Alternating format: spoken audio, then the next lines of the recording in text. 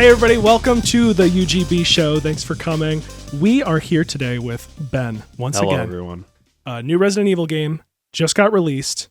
We are Resident Evil aficionados. It's something that's very important to us. It is. So, and I'm usually not the get games on launch day guy, but I kind of had to do it for this one. It's Resident Evil. Yeah, and we did our Resident Evil 0 through Yes. 8 There and is, like, everything in between. 10 hours of... Yeah, I mean, probably more than that. we've given our opinion fully online about Resident Evil. Some people agree, some people disagree with our opinions, but I think we've shown enough knowledge about it to be able to objectively look at a sequel like this and give a somewhat of a valuable opinion. We have the credentials. One thing I want to say before we talk about this brand new video game is this is not a we play more Resident Evil than you, we're smarter than you kind of thing. This is how we feel about this new game that just came out, shiny new game that just came out that 1 billion people have played. So we're giving our thoughts on the game. With the history that we have, not saying that we have a better opinion or a smarter opinion. And since this is a new game, to throw it out, this will spoil every single thing about Resident Evil Requiem. So if you have not played it, definitely play it first and then come right back here. Yeah, we will to learn how you should feel about this game. We will be talking about literally every aspect of this game that we think is worth talking about. So this might be a little bit of a long one, but it's Resident Evil Requiem, so why the heck not? It's time. Before we get started, the leaks were correct about Resident Evil 9. That it's going to take place in like a hospital setting. You're going to play as Leon and another new character, which... Were those the NVIDIA leaks? It was some sort of just Capcom in general leak. Like Resident Evil 8 leaked months before the trailer, so we all knew what that was. So the leaks for Requiem were correct as well. I specifically only watched the reveal trailer for this when they showed it... Summer Game Fest. Yeah, Summer Game Fest, and then the one that they showed at... I think it was State the Game of Play? Awards. Or I think it was the Game Awards. okay, Maybe the State of Play also had one, but basically I was pretty offline about this game. one thing they did amazing was at the Summer Game Fest 2025, they had Capcom on there like, all right, and we're gonna get an update from the Resident Evil team. And right. the guy was like, yep, when we have more, we'll let you know. I think we're really close to having some to show you. And then the one last thing was Resident Evil Requiem, and that was so hype. But from the get-go, I watched that trailer, and I'm like, okay, cool, we're going back to Raccoon City, but nothing beyond the idea of that was very interesting to me, where Resident Evil 7 was like instantaneous hype from me. Resident Evil Village might have even had me more excited than 7 did with just the art style, the environments, and everything, and how amazing the game itself looked. Where Requiem didn't, at least from the get-go, grab me like it seemed to grab everyone else online. And at that point, we didn't even know Leon was in the game either. Right. They just showed the RPD in the end of that initial reveal. So I think that because the last two games were kind of like a refresh and not having anything, because this is a first new release, even though RE4 Remake and the other remakes have come out. This is the first new one to be like, we are revisiting the stuff you remember. Like, you remember Raccoon City and Umbrella and Leon and all that stuff. So this is the first one where we're doing that. So I think that's why there's a lot of people that have gravitated towards it. And myself included, it's a new game with Leon. And everybody has memories from 2005 playing as Leon kicking ass. 1998. You know? Right. And yes, right. So that is a big marketing thing for them, which I think is kind of cool, that a singular character appearing in a video game. Like, that's like a new Mario game coming out, and like, this one has Waluigi in it, and everyone's like, oh, yo, that's so crazy. Pre-order. Maybe that would happen. But in this case, a singular character is like part of the marketing for the game, I think is interesting. And if you look at how like Resident Evil 4 Remake played and everything, and them going back to like, this is going to be that again. Yeah, like, you know what to expect. Knowing that you're going to get that kind of experience again, mixed with the survival horror gameplay of Resident Evil 7 and to a point Village, maybe if you could talk about like Castle Dimitrescu, that combining those two on paper sounds amazing. And even like, you could think like what Resident Evil 6 tried to do, with trying to please all parties, like whatever Jake was made for, but the action Resident Evil 5 fan base and also the Resident Evil classic fan base. Like this was their attempt to do that again, but right. And I think for the most part, it pulls off those two ideas putting together. But where it loses me is the massive acclaim this game is getting online from everyone I see online talking about it, that it's 5 out of 5, potentially the best Resident Evil game ever made, among the greats and things like that. And then I play it, and I don't know about you, but I don't think I felt the same way. Yeah. We didn't mention this, but Ben and I we have not spoken in depth. We have not sat down and talked about this. The widespread acclaim this game is receiving is alarming, I would say. Now, one thing, and this is going to sound super snarky, and I don't want it to come off that way, but this game, way more than 8, and even way more than 7, has much broader appeal. It also helps that they had $1 million jillion marketing campaign. Like there's buses that have Resident Evil Requiem on them and sides of buildings and stuff, and all sorts of cool stuff like that. And of course the game shows that have it. But just the gameplay style and the inclusion of Leon and the way they've marketed this has such a wide appeal. So more people have played it. And I don't know if you've seen like the play charts, like the Steam DB charts, but like, compared to like Resident Evil 7, like that had like an all-time peak of, maybe a fifth or a sixth of what this game has right now. So it just has much broader appeal, which means more people that are maybe less critical or less familiar with the series are playing. I bet there's a ton of brand new Resident Evil players to this game. And this is an odd one to start with, too. Like, if someone were to ask me, oh, that new horror game that came out, Resident Evil Requiem, is that a good jumping on point? I would say absolutely not. Because so much of at least the story is so reliant on previous knowledge, mainly more towards the remakes, I would say. Like, it really hits on Resident Evil 2 Remake a lot, especially going back to the RPD and, like, going to the Orphanage and things like that. And even stuff like RE6, where you have Sherry in your ear the whole game as Leon. Like, it's such a weirdly mainstream appealing game that story-wise is not for the mainstream. This game was made for the super fans. Yeah. Which makes it even weirder that the bush we're beating around that we were not super fans of this game. Right. I think it's just the gameplay. It has a little bit for everybody. Like, it's got the spooky section and it's got the butt-kicking section. So I think that might be part of it, but I go on the Resident Evil subreddit and I see a lot of people that are excited about it. And some people are a little like, oh, I didn't really care for this. And they've been referring to it as the honeymoon phase, but once like that's over, there's going to be a little more critical stuff that you'll see pop up. And the only way I've seen that so far, other than a few comments here and there, is if I sort the subreddit posts by controversial, because those all have 0 upvotes. They've been downvoted into oblivion. So the only way you're going to see people critical of this right now, like us, is if you're brave enough to speak out. Yeah, we are so brave for voicing our opinions on this video game. But yeah, and you know what? I think I speak for both of us. We both enjoyed the game. Resident Evil Requiem is a good game. Yes. Like, I don't want anyone to think that I hate this game. Yeah. Or that I'm offended by its existence. I just want the best for my favorite franchise, and I think this is a step in the wrong direction for the series. Yeah, certainly. We can start with the intro. Okay. When you start as Grace Ashcroft, right, our new protagonist, daughter of Alyssa Ashcroft from Outbreak, which is such a fun callback, because those are characters you never would have thought would come back in a Resident Evil mainline game. Those are the ones I think that are most fun to pull from too, because they don't have very much weight to them. Right. So if they pull them and use them in a meaningful way, if you last at least 5 minutes, which she definitely did, then it's fun to pull from them. But like if they just randomly had a random character, not a random character, but a well-known character for a small part, that makes it worse. So the fact that they took a lesser known character for a medium-sized part, I thought that was kind of interesting. I think the premise from the start was very solid. Yeah. I think it had a very strong base with trying to figure out what's going on with these murders. But the concept of getting Grace to the hotel was one of the dumbest setups.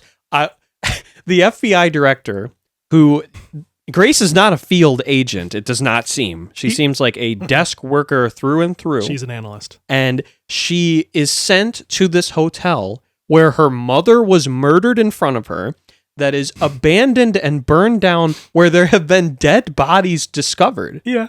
Of all people, I have no choice. I have to send you, Grace, because you have this connection to this place, aka your mother being murdered and almost decapitated in front of you. He said, I need my best analyst out there. Now, by herself. Yes. I just need you to go check it out. You just need to take a look, take a little peek. Now, I kind of predicted from the start, and I, as far as I know, it's not confirmed, but it's reasonable to assume that behind the scenes, the connections, as we learn more about. Yeah, I mean, you can assume the connections have done everything ever. Right, that's their RE. that's their blanket excuse for whatever. The connections, if I'm to understand, which the connections didn't exist before RE7 story-wise. Connections are more brought up in like the Not a Hero DLC and stuff like that. I don't think they were ever, I think they've like always been there, supposedly, which is a storytelling trope that we will talk about a lot about Resident Evil Requiem that I despise, which we've talked about before, which is there was actually someone even worse that was doing everything behind the scenes the whole time and you didn't even know it. And this game does it all the time. Yeah. Or this thing that happened, it didn't actually happen this way or for this reason, it happened because of this. Even though you play an older game and it just happened because that's why it happened. That was in the video game. Resident Evil 2 and the destruction of Raccoon City made sense. Like, it didn't need this Grace Ashcroft reasoning as to why the city was destroyed. But I get you're working with such pre-written lore that to squeeze things in to make sense, it's difficult because there's so much stuff that has been categorized. There's books, the Resident Evil Archive books worth of lore that they need to figure out a way, how do we make this make sense and not, like, contradict ourselves. People probably have expectations too. They're like, don't touch this. This is something you can't touch. And so touching Raccoon City is such a nostalgic thing where like, that's like the one place. Well, they try to weave it. They're like, what are some things we can get away with kind of tweaking? And what are some things that you can't adjust or whatever? That's like saying all along, which is not a thing. Like Chris was actually a double agent or what? Like they would never. Like in Village. They were never. Well, okay. Or that's what they wanted. Okay, well that's bad. That's or a bad Spencer example. was a good guy. He was trying to do good or whatever. Right. So some things they touch that too. Some things are acceptable, but like they wouldn't touch certain things. So that's why they go the way they do. So intro of the game, it's one of those things where every Resident Evil game does this, especially the newest ones. Resident Evil Village, it's the part of the game where you're not actually playing the game, where you're in the house and you're rocking the baby, and then you go in the car ride, and then you go through the woods, and then you go to the village, and then you see a cutscene, and then you finally get your first gun. And that's after like 15 minutes. 7 has a similar thing, but 7... And we're not going to sing praises for 7 this entire time because there's come up a lot though. There's like 3 hours of that. Because this is the modern trilogy. 7 is part of this group of games. 7 is like maybe 5 minutes, and already you're kind of doing stuff. You go in the house, you push a button, you drop the thing, you get the fuse, or maybe I'm thinking of beginning hour. You still you're thinking of 7 because 7 starts. And then you watch the tape, and then you pull the chain. And smartly, when you replay that game, you don't have to watch the tape to know where the chain is. So that's a little way for them to be like, for return playthroughs, you don't have to go through this extra 10-minute section. This game has a very, not a very lengthy, but has a decently lengthy intro sequence. It's unavoidably long because it's a lot of walking. Yes. Even if you know where everything is, where 7 is actively doing things and you can get good at getting fast at that stuff, where Requiem is walking on the sidewalk, walking through the hotel to grab certain items, and it's so much longer and less interesting. Yeah. One praise, which I do have a lot of praises for this game, one praise I will give it is you have your gun from basically the start, where a lot of games like this, you don't have any weapons, and as modern gaming, knowledgeable people, we know if you don't have a weapon, you can't defend yourself, so there's going to be a correct way to go, and you're going to avoid all damage doing what the game wants you to do. So it kind of tricks you to thinking you might not be safe. You could have to defend yourself. Yeah. So with giving you a gun, even though you don't use it, you now feel like something can happen. So whether they did that on purpose or not, I have to give them kudos for that because it made the experience a lot more interesting. But now going on repeat playthroughs, I know I don't need the gun. And that seems like a section of the game that going on repeat runs, similar to the beginning of Village, is that part is just going to be so boring of going through it again and again. And I don't want to only hit on stuff because I have a lot of things of the game being probably not super fun to replay because of a lot of scripted things, like with the girl, I think is the only name they give the stalker enemy. She eventually is revealed to be named Marie, I believe. Oh, okay. Yeah. I only beat the game once. Yeah. He's beat the game a couple times. Yeah, I've done it a couple and a half times, and on repeat playthroughs, the beginning section, of course, is always like, oh god, like we're not actually at the real game part. Yeah, but if you know where you're RE4, going, you are in it instant. Yes. Like that is from the start. Look at Resident Evil 2. Before you even have understanding of what the buttons do, there's zombies right in front of you. Yeah. And like Resident Evil 1, you have to give it, I mean, I have no criticism of like remake or anything. Pretty much zero bad things to say, where that game has to let you learn because it's the first in the franchise and it's like so hard to approach. But Requiem being a very accessible horror game, making you do these small tutorial things, and especially if you played 7 and Village, you know all this stuff as far as how the gameplay works. So being forced into it every time you start the game, there's no way to speed it up, is not very fun to replay. So, yeah, the beginning is when, after the stuff in the hotel, you get choked out by Gideon. That's his signature move, the big choke to knock people out. You wake up, after that part, play as Leon for the first time. And immediately I was like, oh, this is like Resident Evil 6, where I'm Leon in the streets. And you're in the streets of an unknown town at night. Renwood. Renwood, yes. So you're in the streets of Renwood, which is right next to Raccoon City. Really fun, interesting, well, not really interesting, but it's a fun section where it's like you get your gun and now you can shoot the guys and the music's all like modern, like a little like techno-y kind of. It's like, oh yeah, let's go. Let's get the action. We just had our boring. We just had our slow-paced horror thing. Now go kill everything. Can we talk about how cool Victor Gideon is? Honestly, he is such a cool character. Yeah. And I think he's very underutilized in the second half of the game. 100%. But the first half, every time he's on screen, he owns the scene. It is so good. Like, he's honestly an all-time villain in the franchise. Good voice acting, too, for the most part. But I do have some voice acting gripes. But for the most part, he is by far the best performance that's given in the game, I think. He's very, like, sinister, but like he's just got a very interesting, cool performance. Do you think the director of the game watched The Silence of the Lambs before? Well, the director of the game is the same director as Resident Evil 7. Well, because of his mask is straight up Buffalo Bill from The Silence of the Lambs. With the like night vision Yeah. Oh, duh, of course. I mean, the moment I saw that, I'm like, oh yeah, I remember that scene in Silence of the Lambs. Yeah, well, there's not really an equivalent scene, but yeah, maybe. He is such a cool, visually designed character. He has so much stage presence there as well. He's acted so well. I loved Gideon. Yeah, he's good. And so that's one of my positives. But then as he's walking out, the coolest guy in the world, carrying Grace over his shoulder, just casually like, pew, yeah, pew, I really liked pew. that too, because I was thinking to myself, like when Gideon chucks her over his shoulder, it's like, how are they going to get out of here? And then I'm like, this guy is so confident. Yes, and Leon pulls up and he's like, you've got to be kidding me, or something like that, as he's shooting people with the T-virus strain, which is not the actual T-virus. It's like a version of it. Added to the list. Yeah, of T-virus adjacent. Yeah, so they say that it's a strain, and it's not. There's a lot about this story that's not confirmed, and people are just kind of like whatever. And I'm sure some stuff might be cleared up in DLC. There's the Grace report, which I honestly did not read. I did read the whole thing, and it's just kind of it's kind of like a blanket, like, here is the story, like this is the official canon timeline that we are accepting now, kind of thing. So yeah, T-virus strain. So Grace gets bitten by the crazy cop sequence, which is supposed to be like the Mia sequence in 7, and it's the lamest of the 3, I would say, and Village has one too. Maybe Village is the lamest first enemy. What does it do? You go into that house and there's the old guy who has the shotgun, and he hands you a gun. That might be the lamest one. Yeah.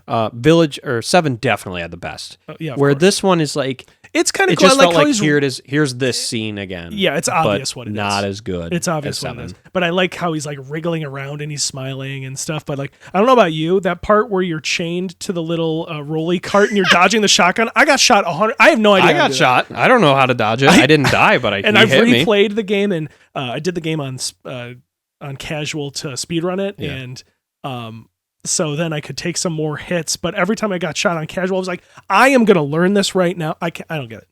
You played on standard classic your first, right? Yeah. Ink ribbons. Okay, me too. Yeah, with the ink ribbons for sure. And it's apparently a little harder. People looked in the code, and it's slightly more difficult other than the ink ribbons. I would say this game is not very easy either. It has difficult stuff. Like, you do take a lot of damage as Grace. Yeah. So it's, as much as it tries to be approachable, it can be hard, especially even for your optional options for difficulty for the start. Right. And then Insanity can be whatever it wants to be, as hard as it wants. But the game it does provide a challenge, which I also give it credit for. You wake up as Grace, and this is still what I would consider tutorial area of the game. When I texted you and said I have, in my mind, completed the extended prologue, I called that as after you escape the girl and Leon and Grace meet up. I'm like, that's when the game fully starts to me. Yes. Yeah, that is still definitely trying to teach you how key items work, teach you about, like, maybe run a route and try not to get hit, and teach you how to hide, and teach you how the spookies are going to be working. After that, you play as Leon again. Now, in the trailer for this game, they show Leon with the chainsaw, and it's like, oh, that's such a funny thing. Like, chainsaws are associated with RE4, of course. And 5 and 6 and 7. Well, yeah, sure. But Leon specifically has a personal relationship vendetta with with this tool. So him using it is like, that is such a creative, fun thing. But the chainsaws are only in sections where it is a chainsaw section, which is 2 parts of the game. I was going to say there's the gas station later on in Raccoon City, actually. and then the beginning. Then there's one other Leon part. Yeah, so there's 3 total chainsaw guys where you can shoot them and get the chainsaw from them, or you have to battle them with the chainsaw, which is a funny thing, but it feels, and this is going to be a recurring theme, it feels so segmented. Like, this is this part of the game where now I have a chainsaw and I do that, and it's fun. It's fun to chop people up, but you can really see, I don't know if this is us being more experienced, but you can see through the game to see the design of it, like see the game design there and see the decisions that are made. So it feels less of like an organic thing that's happening. That's what contributes to the game feeling segmented, especially after repeat playthroughs. It's not as fun, like not even close. I want to talk about what we love about classic survival horror Resident Evil. It's mainly like the first remake. What I think of when I think of what I love about it is the which we've talked about this before on probably when we talked about this game last time, the micro decision exploration of a singular location, like the Spencer Mansion, which I think will always be the best that this series ever does, of looking at the map in your save room and thinking, okay, I know I have this key, it opens this door, but I know there's this enemy in the way. How do I get around them and hopefully not take any damage so I keep my resources? Yeah. Or do I take this route and go this way instead? And there's always options you can take. There's always risks that you can mitigate or take to potentially make yourself better off. Where these modern Resident Evil games, except maybe this one, honestly, is the closest we get in the modern game, in the modern trilogy, of everything feels so predetermined what you're going to be doing. Like everybody's experience that plays this game is going to be the exact same. Where Resident Evil Remake or Resident Evil 1, you can get keys in different order. You can go and do puzzles in different orders. You can have a different play experience that, like, we can discuss it and be like, oh, I went and did the piano before I did the lion jewel puzzle or whatever. Where in this game, or mainly like Village or whatever, for example, you're going to be doing the same thing no matter what. Yeah. And that's just like RE4 as well. Everybody's RE4 experience, depending on skill level, is going to be pretty much the exact same too. It's just that game is so much more fun, so much more replayable. You know what that game does? It does everything perfectly that it tries to do. Right. Where this game, I think, does a lot of things well, but not great. And it does a lot of things poorly, too, which is what really holds it back. From the get-go, turning on this game, stunned by the graphics in the RE engine. stunned by just there are a few times booting up a video game nowadays for me where I'm like, this feels like a brand new frickin' video game, and it's 2026, and this is like the future. And I know there's probably more powerful engines out there, but as far as what can render stuff, and it looks so good, and you can look super far away, and stuff's actually rendered, and they're not designing the game to hide stuff. Like, they're like, you know what? We're gonna keep this vista open so you can see the buildings all the way over there, and they're not hiding anything. So super impressed by the engine, and not compromising as far as the design is concerned. Well, as far as the look and the gameplay is concerned, it's very new and pristine and shiny feeling. Yeah, and just even looking in the town square on that sidewalk and everything, I was taking my time looking in stores and stuff. And with Resident Evil being my favorite franchise of all time, playing a game like that, playing a new game in the series is always exciting. Like, this is new official Resident Evil stuff, and like looking and taking everything in. It is one of the best looking games I've ever played. Definitely the best looking Resident Evil game for sure. I think it'll hold up super well, where 7 has started to kind of show its cracks, especially in character models. But like the environments still look good in 7, but this game I think is going to look good forever. Yeah. It's so well made. Same thing with Village, also still looks really good today. What I love about Village, which I talked about before, is how the art style, that like dark blue and gray gothic feel, is so beautiful, where this game doesn't really have a defined art style to it, with the very sterile, clean care center, where it's very, I don't want to say boring or dull, but it's very like professional feeling. It doesn't feel like a place that you could go, like Castle Dimitrescu. Like, I feel like that is a unique environment that only looks like that, where the care center doesn't really have a personality to it. I kind of agree with that. I really like, I think it's entirely the west wing of the care center. That is the more interesting ward. Yeah, that's like the wooden walls and the doors, and it reminds me of the Spencer Mansion a lot. That is definitely the most visually exciting part. And then, of course, the East Wing is more of like the hospital-y kind of area, which makes them at least feel distinct. So I halfway agree with that. I guess we might as well jump into the care center section. So, and we haven't really talked about this, but I think it goes without saying that this was my favorite part of the game. And I think absolutely. You might agree. Yeah. So this is classic Resident Evil. And I've seen some people on the internet that are like, most people are overwhelmingly say this is the best part. There are some people out there that are like, well, that was okay, but I prefer the Leon parts. So, which good for them. Yeah. So there more power to anyone who enjoys this game. It's for everybody. That's kind of why it's doing so well. But the care center, I just absolutely loved it, and replaying it and maximizing my routing. The second time, it still is good, but doing it the second time shows how short it really is. Like it, when running through it and just doing what you have to do is like a 30-40 minute section max. But at least doing it is wonderful and great. The main thing that you have to do, if you would compare it to the Spencer Mansion, you need the masks. And then you need the masks, and then they get the keys, right? The armor key, sword key, and all that stuff. Actually, those kind of happen at the same time, don't they? Yeah, well, when you're really doing the game as optimized as possible, you are doing masks and keys together. Yes. So if you would call like that the main barrier of the Spencer Mansion, the main barrier of this care center is the wristbands. There's the level 1 wristband, the level 2, and the level 3. And to the game's credit, the first time I played it, I didn't really think about it, even though it's kind of obvious that the level 3 wristband is ultimately what you want so you can get Emily out of the containment area.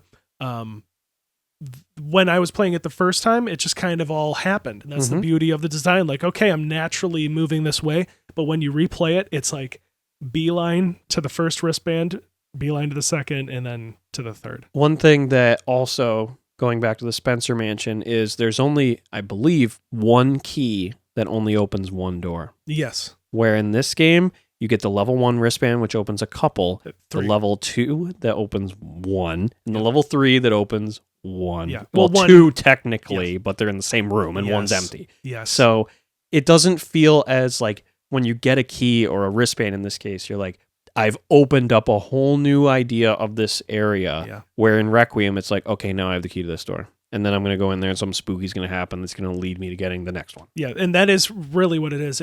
If you were to map it out, the level 1 wristband lets you get a couple of items to reach, which are the organs. Lets you in the get, garage, which is really fun and cool. Yes. Silly. Yeah, let's talk about that. That is that's an unexpected moment. But when you're going in there and there's no zombies in there, they're like, okay. And there's item boxes. Yeah, you're like, something's gonna happen Yeah. in here.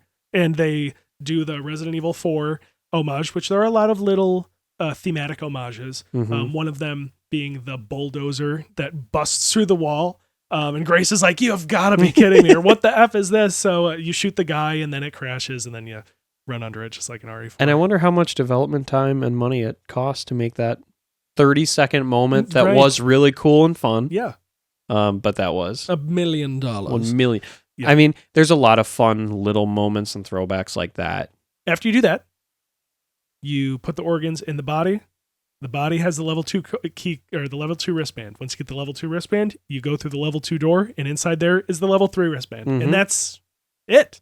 That's really it. That's where you need Emily to decode the Braille, right? Yep. And you I find it kind of funny. And you go back to the exact same spot. There's only 3 dials.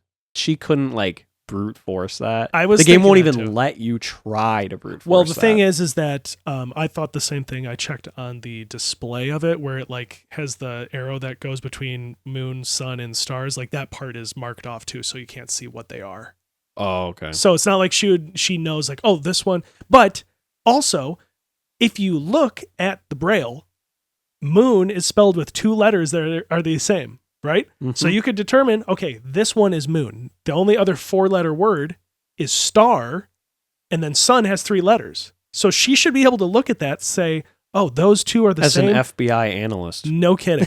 Those must be O's because they're the same symbol, followed by 2 letters on the outside I don't recognize. And this is the only other 4-letter word, which must be star. And this one that has only 3 Braille set of letters, that must be sun. They have to give you a reason to care about Emily other than just being, I'm going to save this child from ultimate demise of some kind. The care center, the West Wing especially, I love the chef. I love the Shrieking Ladies, which I took the Requiem and I blew their effing heads off. Those are great. Oh, as Grace? Yes. I didn't even shoot the Requiem as Grace.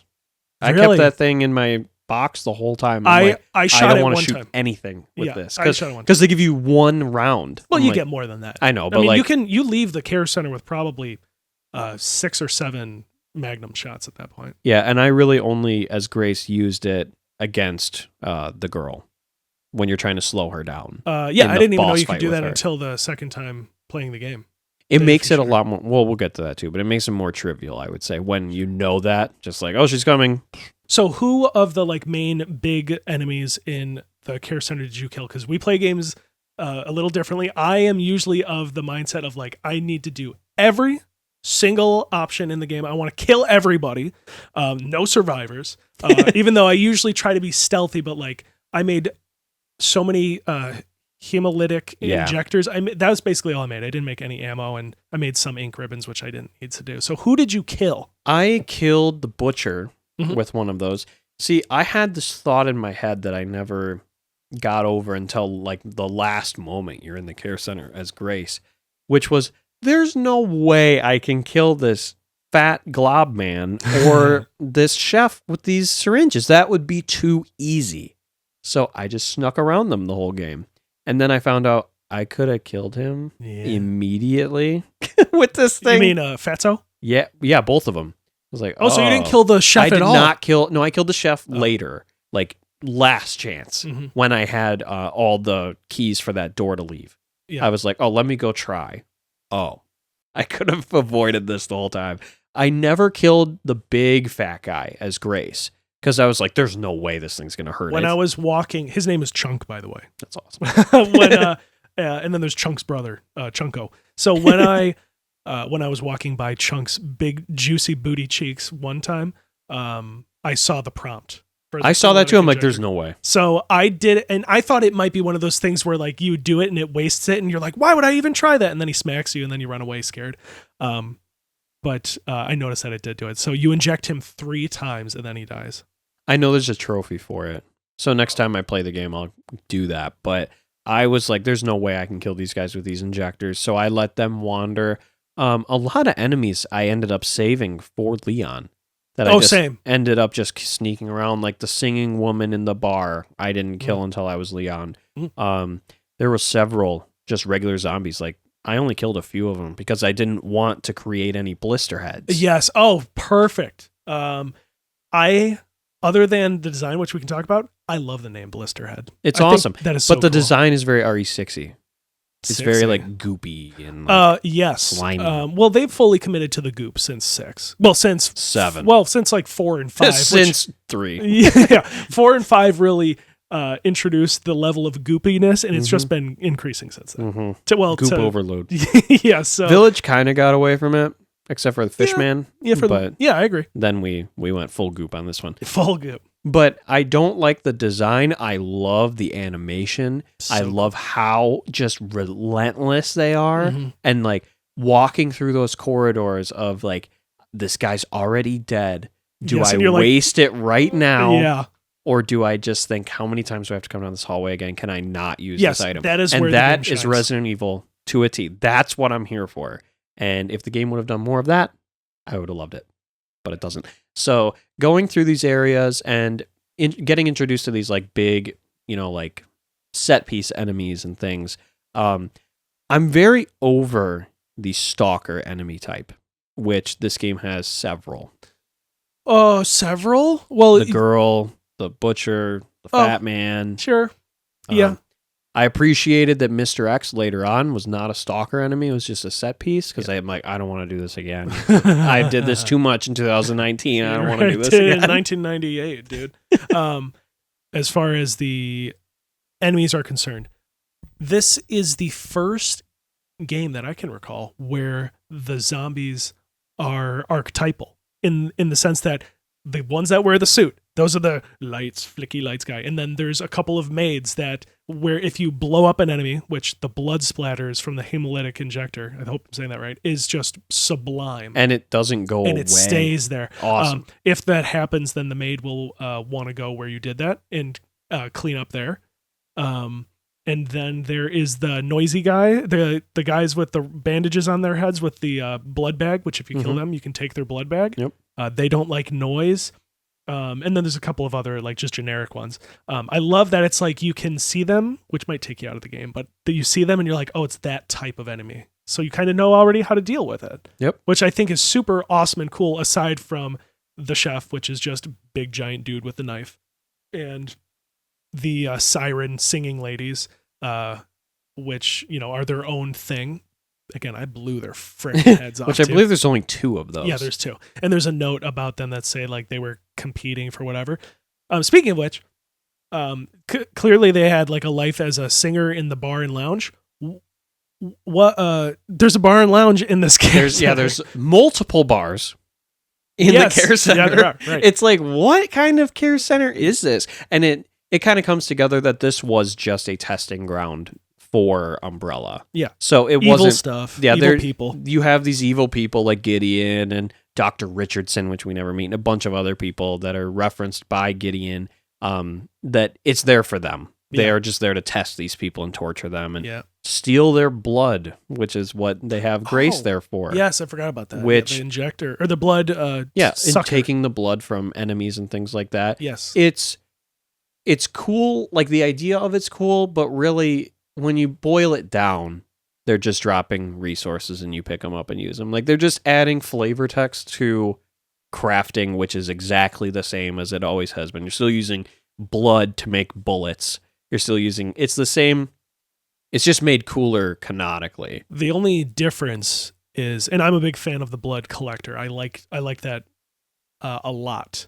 The difference is that you are limited with the amount that you can take. So it adds another layer where it's like, okay, there's a pile of blood there. I could pick that up, but if I pick that up, I'll be full. So, and you can upgrade the collector too. So it's like, do I use that blood to craft this thing, or maybe I do this or whatever? So if it was just individual items, then it's like, well, I can just collect as many as I want and put them in my box. But this is like, you can only have this amount and you can't empty it unless you want to make something. So they at least had a spin on it. They add an interesting layer to it. And again, I don't dislike it. It's just disguising what you've always been doing and making it more canonically interesting. The first thing I bought in the little coin area, where it's the only place to spend the antique coins, was the manual to upgrade the blood for sure. collector. That's the best one. That's the first one I got, and I was like, well, I guess I'm going to get a blood collector. I wonder what that means. Because I got it before. Because you can find that first. Yes, I got it, and I was like, well, I guess I don't know what that is, but I'll get it. Mm-hmm. And when I went in that room, and I think one of the few things I texted you was a picture of the antique coin cabinets and being like, this is what I love. Yeah. Like the idea of a micro game of finding the antique coins and what can I buy with them. And I think I messaged you as well saying, I'm finding them very quickly. Is this the only part of the game where you're going to have these? Yes. And the answer is yes, because it's segmented into two very distinct play styles where this is the only part of the game that fully commits to survival horror. You can collect, I think, a total of 5. You can collect a total of 5, maybe it's 6, extra antique coins. So you only need 17, but you are given 22 or 23, whatever it ends up being, extras. And it's like, oh, okay, well, like you don't really need to do this or don't need to do that. And then when you get to the lab, because all these games always end with a lab, they can't get away from it. You can craft, if you have those extra 5 antique coins, you can craft them into a piece of scrap. So they give you a reason, like if you have 5, right, and you find a bunch of scrap there anyway. So it kind of is like, okay, why'd you do that? But yeah, the care center, I wish that was the game. I wish the care center was a little bit longer and there was another care center after it. Mm-hmm. Not care center sequel. Yes, care center 2. Not literally a care center, but another right, chunk another like that. hub. And honestly, it would have been super up there for me because I think the care center overall is very fun, very well designed, very scary, and you have to be strategic with classic Resident Evil type stuff. We haven't really talked about the girl very much. Like the main... Yeah, not Emily, the stalker girl. The main stalker. The first time you see her, the first moment you see the stalker girl was amazing. Yeah. That was one of the best enemy intros I've ever seen in a Resident Evil game. This body falls out, and it's like the camera is so zoomed in on this guy who's just laying there, and you're like, oh my God, look at this man.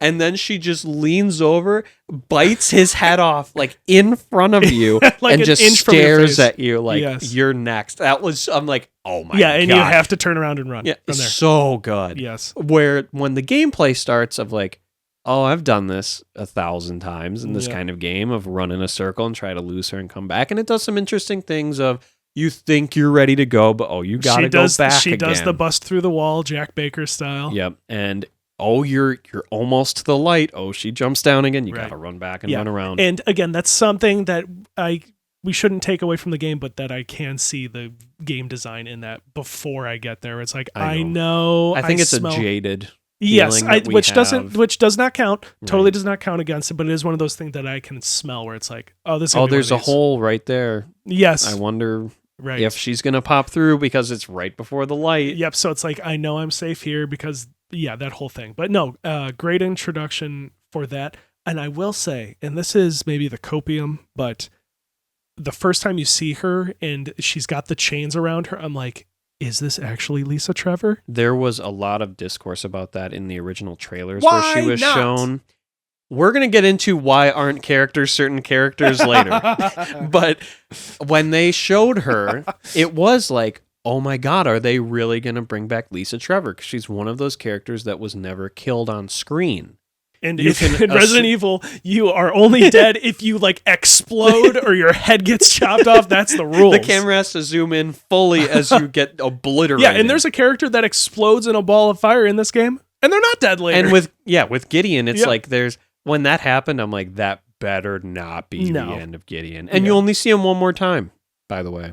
The final moment of the game. We'll get there. But the fighting the girl in the moments that you do, which are very scripted, unfortunately. I think the best moment with the girl is in the basement because that's when scary. she fully is unpredictable. except for when it does put you in a scripted moment, like when you turn the lights off by the forklift and she just shoots down right in front of you. Yes. Probably the biggest jump scare I had in the game, where it made me jump and almost drop the controller.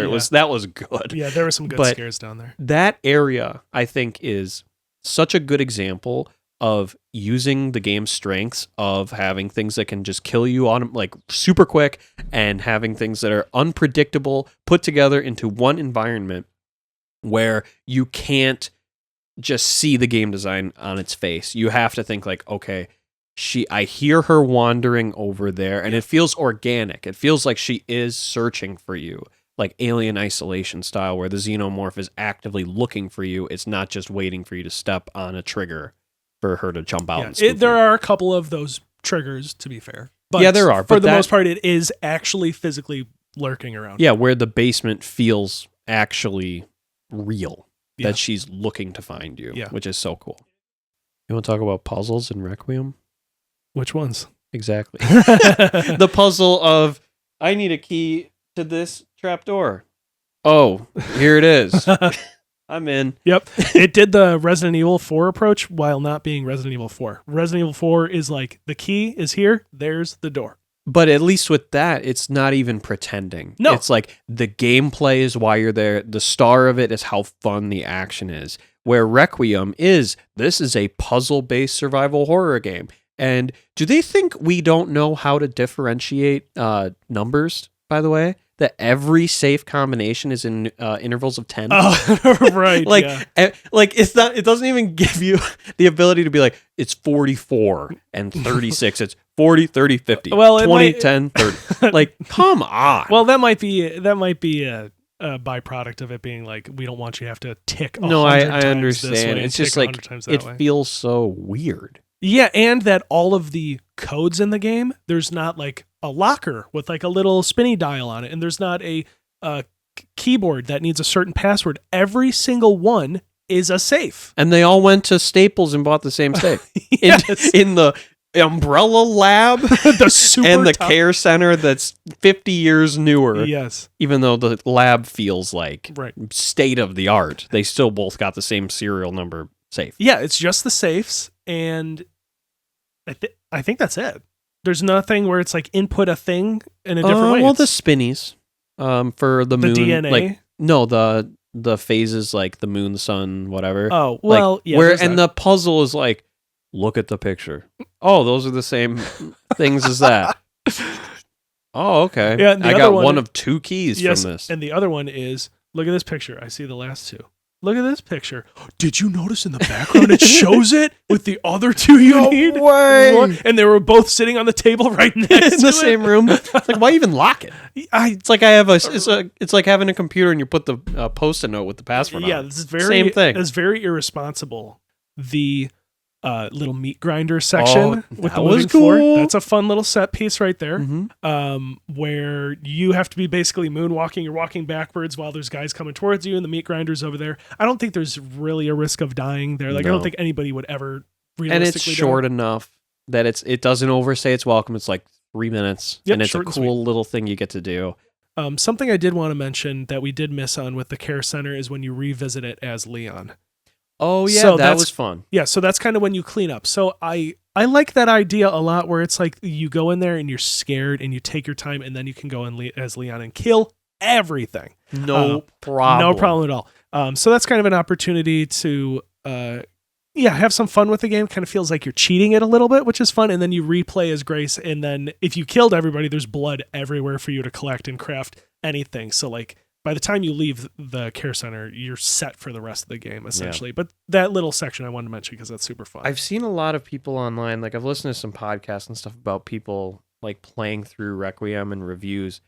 They keep bringing up like the pacing of the game being such a pro. I know. Like, you have your spooky moments, and then you have your action relief moments. The unnecessarily scary helicopter guy's like, leave the girl with me. I'll take care of her. Don't you worry. And then he dies instantly. Yes, helicopter pilots are. That has to be the shortest helicopter survival sequence of all time. Can I just say that Grace just let everybody down in that moment? Like, there's zombies climbing up, And he's like, and she's like, come on, get this thing. Help, and he's do like, I'm doing my best. Yeah. I'm trying to get it to take off. And there's like 10 zombies on the hood that for some reason their heads are able to break helicopter glass. But besides that, she has a gun that she could start shooting at them to get them off. And she's complaining and she let everybody down. Yeah, Grace lets a lot of things go awry that she could aid in throughout that game. Yes. Which is a big part of the story, like with Leon being like, I'm not going to let this happen again. We're in Raccoon City. I didn't save anybody.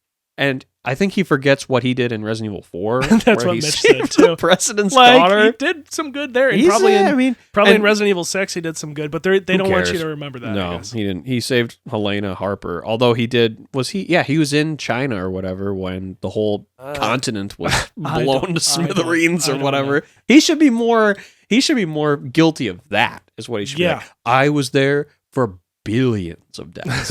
Not remember Marvin when he died? That was so sad. Or Lewis. Oh, Lewis was sad.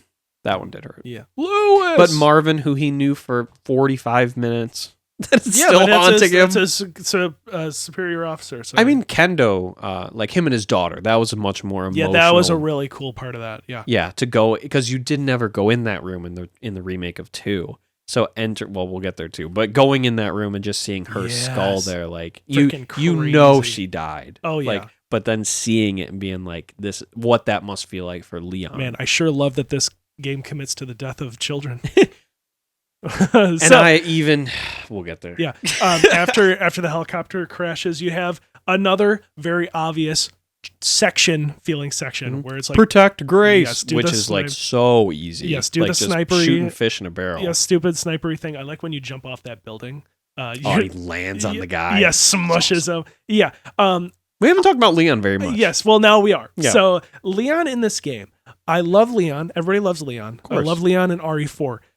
In this game, he is like superhero, even more so like funny quip machine. I was gonna say he doesn't have a personality in this game. He is out of control with like, I'm not on the menu today, and I guess this is gonna get a second opinion. Like everything he says is supposed to be funny. It's like, you can't jump in joy for everything you say. Yes, like you gotta have some low points. That's why RE4 original and the remake gets it perfectly, where he's a guy, but then when he has a good one, it really is like, even when he's dying at the end and Grace is like, are you alive? He's like, oh, it's just rust in my eyes. Yeah, it's like come on. I don't know if this is people's person. I don't know if this is Mandela effect, like people's altered memories of like, oh yeah, Leon, he was so quippy and funny in RE4, which he very much is. That's what people remember. They remember Where's Everyone Going bingo. Yes. They don't think about him talking to Ashley about like, hey, it's going to be okay. Let's go. I'm going to put you over here and we're going to meet up. Yeah. Stuff like that. Or like when they get separated in the castle and they're like talking about how they're going to get reconnected. Or Claire and Leon, like he's not quippy in Resident Evil 2. Well, he was just a baby. That was before he got funny. And how funny he was in 6 too. I'm sure he was. I don't remember it. I don't think he had any. Well, maybe he did. Remember, he's like, stay where you are.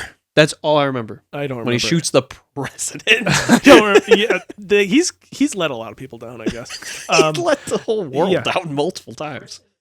Personality devoid because of the quips and the silliness. It's crazy. I'd be curious to know, like, obviously Resident Evil 4 Remake, it's a much longer game and it's all with Leon. But like if you took the amount of stuff he says in RE4 Remake, like he's constantly talking to people and having conversations, where in this game he's alone a lot of it, unless he's just talking to Sherry. Yeah. It's so much less dialogue for Leon, like per capita, compared to RE4 Remake or even RE2 when he talks to Claire. Mm-hmm. I'd be curious just to compare like how much time Nick, I forget his last name, like Nick A, who voices Leon, which is so cool that it's him who voices all of them too. You can kind of tell in this game that he's really trying to. I'm so old, and he does a pretty good job. He even sounds a lot better with Sherry on the phone. And I don't want to sound mean, but the voice actress for Sherry, the direction they're given is very like anime video game girl voice, like where it's just like nothing. Whereas alternatively, like Grace does, I think, a pretty good job, even though I do make fun of the stuttering and the stammering, which I think to a point gets really ridiculous. Like every Jasmine pointed out that every sentence she has starts with a W, so she goes whoa, whoa, whoa, whoa. Like it gets ridiculous, but like compared to like Ashley and RE4 Remake, who does a incredible job. Just like it's kind of strange to me that like this game is kind of all over the place, I think, with performances, especially when Gideon does such an excellent job, in my opinion. And Zeno. Yeah, we'll get there. Yeah, so at this point, we're playing as Leon, and we both knew going in that this game was going to be you play as Leon and you play as Grace. I don't think it was clear how that was going to work, but you and I both said when they revealed this game, because we talked about the reveal on this show, you and I both said, like, oh, and you play as both characters, and we were both like, not so sure how to feel about that.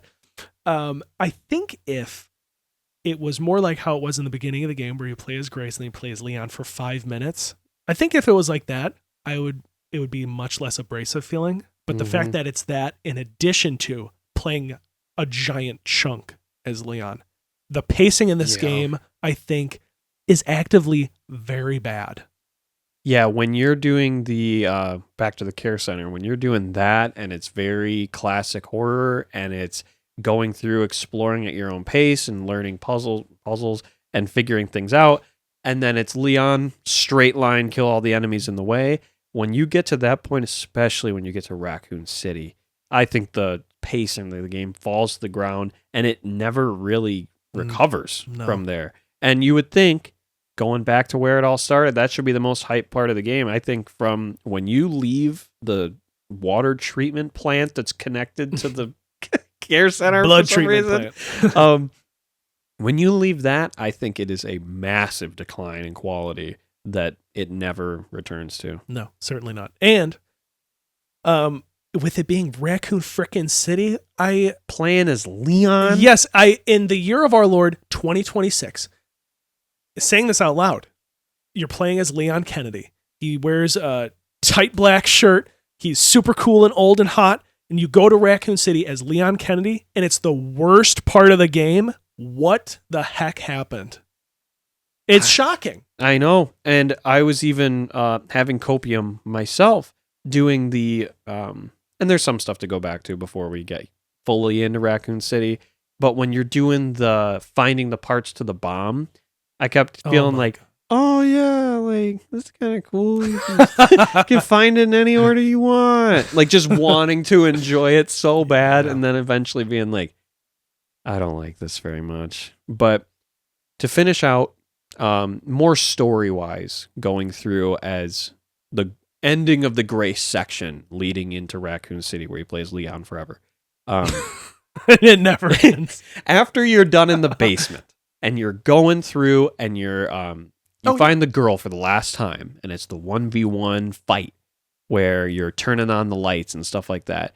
That again feels very streamlined, where it's like so streamlined. There's only one way to go at any given time, and the light is like I think it's the second one where you go in. It's like there's a light source at the end of the hallway, and you have to go around to hit the button and come back. I saw it, I'm like, I can see what is going to happen before this even starts. Yes. I know I'm going to go press that button, but before I get there, she's going to pop out at me. And then you have to turn around and hit the thing. And then I'm like, it's just so predictable and like simple. I think that's where other games in this series shine. Like it's stuff like that is less obvious, where you can't smell the game design before you even see it. And when it comes to a simple encounter like this, where you really only interact with a few objects and items, it's even probably more difficult to hide that type of thing. And in this section, it's very obvious. Like even in Resident Evil Remake with Lisa Trevor when you're underground. And you just run into her. Like there's not a ceremonious thing of her dropping down and doing a big screech or anything. Cutscene. She's just in there with you. And that's and like in the guardhouse too. When you go in, you have to like go to get that key to open like a basement or something in the guardhouse. That you're coming back and she just knocks you out, and now she's just around. It's so cool where this game is so like, and now it is a stalker sequence where you have to fight this thing and press these buttons to make this thing go away, which feels way less interesting. It's segmented and it's obvious, and I was ripped out of the game basically every time like the section changed. After that happens of when Emily converts. Oh yes, right. So well, we're not into the stupid because it's like, oh, this is cool. They actually did this. Well, we'll talk about They why actually it's did it. stupid. They killed. I mean, well, they killed a child. It's awesome. Taken off YouTube. Yeah, and there's a section too where it's like, no, don't shoot her, and I was like, okay, and I didn't shoot her. And then that section ends with a gunshot sound and showing you shooting her, and it's like, I didn't even shoot her, but you have the choice to shoot her. I tested. It does not make a difference. Mm-hmm. Like nothing changes. I saw that online too. That I think I didn't. Maybe I like thought I shot or something because I was really like, okay, then let's see what happens. Maybe it'll kill me, and then it just loads the save or whatever. Because I doubt it's going to be a branching pathway for the story. Nothing happens. But I don't like the illusion of choice when it comes to stuff like that. Like if you're going to do that, make it make some difference, or maybe if you still want her to die in that scene. Give me a different cutscene or something like. If don't give me the illusion of choice and there not actually be anything that changes. Yep, that's very lame. Just for like a cinematic moment to be like, wow, oh my goodness! But her dying, I think that's another thing that I texted you. I'm like, this was weird, but I'm so proud of them that they went and actually killed a child, because that's so weird to say. It's voodoo. But like it's so out of the norm of media that they would actually go through with that I'm like, that's cool. So like anything's possible. This game, what I thought was going to be taking care of Emily for the rest of the game, now she's dead. And it's Leon and Grace's fault she's dead. And that's so cool. Yeah. And then instead of trying to escape with Leon, where he's like, all right, let's get out of here. Right, Grace? She's like, no, here's your stupid, silly revolver back. Yeah. I'm going this way where I don't know where I'm going. You can go whatever way you think you need to go. And then the game falls apart in my mind. Is that when she goes with Zeno and Gideon? Yep. Yes. Okay. But she just shows up and it's like, there's Gideon. And you're like, oh my God, what am I going to do? And he's like, I'm with look at this cool guy out here. Can I first say, what I find funny is the whole time he's like, let's have a chat. Let's talk. And it's like, he wants to just talk to the main characters who he kidnaps and like whatever. He kidnaps Leon to his mortal enemy attack, which is a big tall guy choking him and making him pass out. Which is a reference to Mendez from RE4. Yes, which that's Gideon's move. That's what he did to Grace. That's just what he does. And he ties up Leon after he knocks him out. And then what's the goal? He's like, we need to talk. And then later in the game, he tries to kill you. So why? People need to take the advantage they have when they have the opportunity to kill Leon. Yeah, like how many times in RE4 could they have killed Leon? RE6, now RE9. Like, just kill the guy. He's gonna kill you later. If you let him escape, he will take the opportunity to kill you. He's a killing machine. Yeah, so Gideon always kidnaps people and is like, let's talk about it. And then eventually Grace is like, okay, I will go with you, main bad guy who I saw kill people. Yeah, it's like Grace is so, I guess it's like she's so defeated by the death of Emily, her best friend that she met an hour ago. She couldn't save that.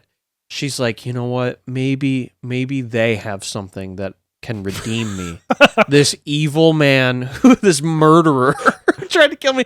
And this guy who looks familiar to all of us Resident Evil fans. And I broke, well, at this point we had already broke the silence we had because we wanted to have this conversation here where I was like, at that point, like a lot of the stuff with Grace was starting to get like, okay, like whatever, like the care center was better, but okay, it's still fun, I guess. And then Albert Wesker shows up. I'm like, this is so hype. I can't believe they did this. I'm so excited. Yeah, so you, by the point you got to that, I had already beaten the game, I believe. Yeah, you did. You text me, holy shit. They did, oh my God. And I'm like, it's Albert. I'm like, and you, well, because I was like, before you said before I said it's Albert Wesker, you're like, what are you talking about? Yeah, because I was like, there's no point in that game where you're like, oh my God. So like, wait, what? Yeah. Did the credits roll? Yeah, you were like, a character you run into. I'm like, Zeno? Who's the character? And Gideon you're like, again? it's Wesker. I'm like, oh. And I show it to Jasmine. I'm like, he's gonna be so sad. I was like, okay. Okay. Why would they have a character that looks like Albert Wesker, has the same voice actor, RE4 remake voice actor Albert Wesker, have the same moves as Albert Wesker, where he teleport punches? He also wears sunglasses. Has the same jacket He's style got that the he has in drip. RE5. He has the He's got the drip sunglasses figured out. on. And it's not Albert Wesker. That makes no sense. So I had a Why? question. I have a question for you on this, because in the very end, Gideon is like, "You're nothing but an imitation. You're not even a real dude." He doesn't say that, but basically, it's you're just an imitation. Yes, Is all he says. Okay, so obviously he's a clone of Wesker. Is there a game where that happens? Because I feel like Wesker clones is like from Code Veronica, which I did not play. Wesker, no, that's the only time you see another Wesker child is in Revelations 2. Oh. Which is whatever, Wesker sister. That they had the Wesker whatever, I forget her name. I only beat that game once too. They had the Wesker project where they were making all these like super soldier guys, and there were several Weskers that we've never seen, like different versions of him. So I don't think, unless they explain it later with the connections or something, having some kind of piece of Wesker they use to try to recreate him. It's like the piece of Big Boss, right? Body of Big Boss. Yeah, like in how Metal Gear Solid, they're trying to create the perfect soldier, and Big Boss is their idea of the perfect super soldier. So with this game, I guess, like, I don't think it's a clone. I don't think he's from the Wesker project. I think it's like something from the connections that they're trying to. It has to be a clone. It's just so, like, why? It's just like, I can't even wrap my head around it. It's just so stupid. Well, you're saying why because he's in the game. And it's like, okay, it's not him. Well, what's the point? And there really isn't a point. And then they go ahead and chop his head off anyway. So unceremoniously kill him. Yeah. So like, we're introduced to him. We're led to believe he's another person, but then it's like, oh, he can't be that person because he got thrown into a volcano. So he even has like ash on, or like burn marks on his face. Like, does he? Yeah. Oh, maybe that's. Oh no, it might be Raccoon City syndrome. That's what it which was. leads you to believe, you know who was in Raccoon City? Wesker. Yeah. No, it's Zeno. Oh, Zeno was there too. It's like, it's just, I can't fathom the decision making with that writing. And you'd at least think Leon would be like, whoa. Yeah, wait. you look familiar. Yeah, you look like that guy, but that's impossible. And he'd be like, ha ha ha. Oh, I am back. Leon. Yes. Leon. But and he it's knows not that's actually Leon S. Kennedy. Like, he knows who you are too, which leads me to believe, like, okay, Gideon knows who he is too, so you think he's like watching the camera. It's like, oh, that's Leon. I found out his name too. Because I don't think Gideon really, does he know who Leon is early on? Because he's like, you're DSO. Umbrella was a part of why DSO was told not to pursue this, because Leon was like, well, I guess we're going alone, you and me, Sherry, and we're going to take care of business. So the connections have their fingers in everything. So you can just assume that it's something to do with that.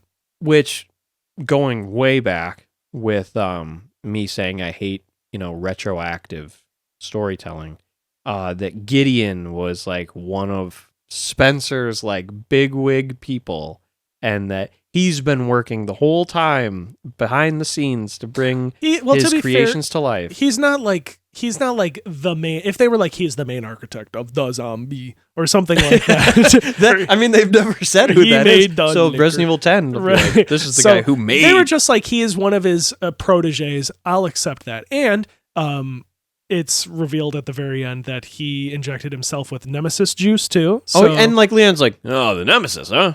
Okay, all right. Bang, bang, bang. So I don't mind that. Just real quick with Raccoon City, this is the second largest chunk of the game, on your first playthrough at the very least. Mm-hmm. You're tasked with finding 3 parts of a thing, and the 3 parts are over here. You would think Leon, Raccoon City, run and gun, blowing zombies up would be the best part of the game. You have, honestly, really boring environments. You have very dull. Yeah. You have the same zombies basically over and over again. No enemy variety really very whatsoever. Bullet spongy. bullet not spongy. interesting to fight. Yep. They try to loop in a merchant like shop system, which feels so unfulfilling, so uncreative, so gamey in the worst way. Which RE4 remake does it very interestingly because there's so many weapons and so many different ways to play. And upgrading your weapon isn't just you buy this attachment and it does it. You're just upgrading stats in Resident Evil 4.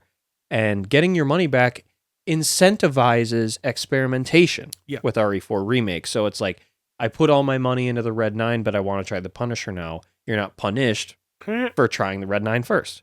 Where this game, there's like 2 handguns. Yes. 2 shotguns. Yep. 2 submachine guns. Well, I think there's like 3 shotguns. But there's not 2, enough. 2 handguns, 3 shotguns, 1 machine gun until, the extra special stuff that you can unlock. You get you have 2 to choose from. You have like the Uzi and then there's that like weird one. But off the bat, they show you the stats. And some of them, there's never like this one is better in every single field, but for the most part, if it's more in power and doesn't have a lot of downsides, you're probably going to take that one for the most part. Raccoon City is one of the most iconic locations in video games. And to make that boring, and you're on the rule, because like they have all these iconic things from 2 and 3 and even Outbreak and Outbreak File 2 that they could have pulled into these locations, but you only go to the RPD, the Orphanage, and Kendo's gun shop. Yeah. There's so much you don't see. I forgot to mention this. I thought again, I would have bet $100 on it and lost it. That after the famous sin of them not including the clock tower in Resident Evil 3 remake, I thought, oh my gosh, this is like finally their chance to have it in. You'll like go through it and it'll be all spookified. Nowhere to be found. Very little creativity. Like, I appreciate running up to the RPD and it's like, oh, there's the semi truck on the street where like the first, that was cool. Like that's that thing. But like, it has to be more than just like showing you like well integrated into the game. Like the RPD, I'm not saying they should have spent a ton of the time there, but like it's so insignificant and just like you spend 4.5 minutes running around in there and like, I know they can't do it again, but like, why even include it if you're not going to do anything special with it? Just the amount of time they focused on the outskirts for that bomb oh my God. Blew my mind. Yeah. Put the bomb in my head by the end of it. That I'm like, why are we at Raccoon City and we're outside of the city? Like, why, if we're outside of the city, do we not drive past the Arcalay? Like, why don't you drive past the mansion or something? Give any little thing other than just buildings and just nothing. We're kind of skipping over, but you first get there and there's a little boss fight with Giant Spider, which is very brief. I thought it was kind of cute. I thought it was cute because it's like, oh, it's like Giant Spider from RE1. Like, that's cute and fun. And RE6 and RE5. There's Giant Spider in RE5 and 6? Oh, yeah. And 5 definitely when you're on the elevator platform and you're looking for Jill. I don't remember that. Yeah, I have very selective memory. I have very selective memory. So, I thought for sure. I thought this is going to be like Resident Evil 1, 2, 3 love fest, like so much stuff lovingly put in, and it's really not. Like, I thought we were going to see Yawn or a giant snake or something cool. Like, they're like, oh, this is what they're doing now. But the game is so like a hodgepodge of like this but not enough of that, and then this but not enough of that. So like they have the spider, which is like, oh, that's like, from like maybe it crawled out of the Spencer mansion when it exploded or whatever. And it had a bunch of babies and something like that. Well, they do some cool with Plant 43. Yeah, that's kind of cool. Yeah, that is. Like, and when the trophy pops, it does say it's Plant 43. No I'm like, oh, way! Yes. Like, that's such a fun idea. But again, you only know that just because it's in the trophy. It's like maybe if you had to make V-Jolt or whatever, and I don't know. It's just like they have it, but they don't commit to doing enough with it for it to be meaningful. Zeno is the embodiment of everything that's wrong with the storytelling in that game, of trying to hit nostalgia points but not going all the way. It's the same thing with later on also when you meet Hunk, which they never really explicitly say, but it has to be Hunk. Like, come on. That it's like, and like when he says like, finally get to meet you, Leon, and like that's a cool thing, but the fight's like 2 minutes long and not hard, and then he's dead. But apparently his body is missing when you come back. So I know what they were trying to do. It's supposed to be like abrupt, like, oh my God, it's Hunk. Are we actually going to do this? Oh my God. But what would have been better is like how they do Krauser in Resident Evil 4, where you always see glimpses of him and you're like, oh, there's this other like bad guy that's like involved. It's not just the main bad guy and he's doing bad things. If they had cutscenes like of him or whatever. Talking to Zeno. Yes, in the background, like, don't worry, I'll carry out the mission, sir. You're like, oh my God. And then it like builds to it. It would feel so much better. But because of the way they did it, it intentionally is supposed to be brief and feels very brief and unearned. To anyone who doesn't know who that's supposed to be, that's nothing. Like, okay, what was that?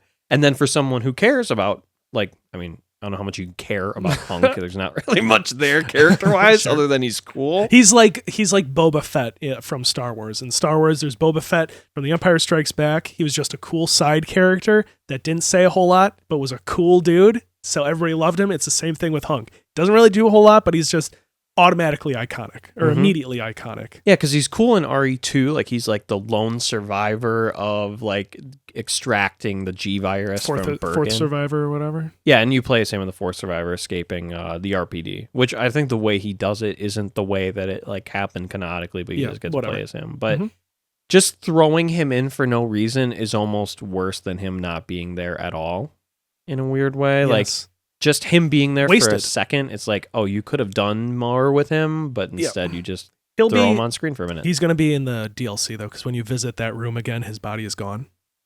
So he's not actually dead.